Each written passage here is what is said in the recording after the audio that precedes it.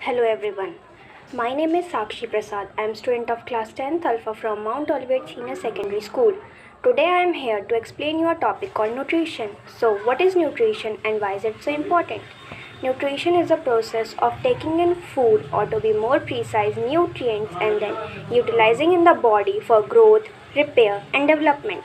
Now, what are nutrients? Nutrients are the components of food such as carbohydrates, fats, proteins, vitamins, and minerals. Now, we will talk about how do living things get their food.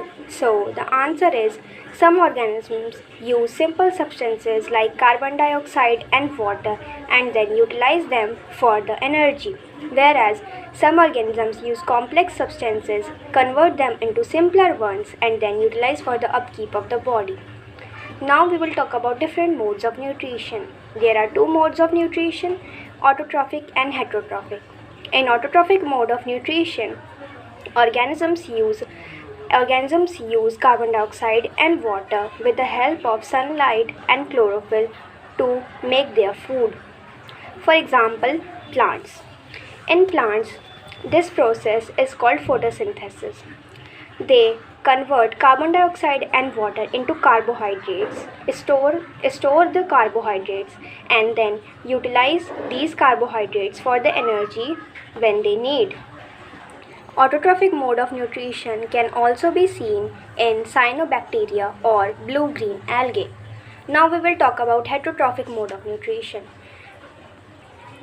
Heterotrophic mode of nutrition is a mode of nutrition in which organisms cannot prepare their own food but depend on other organisms for food.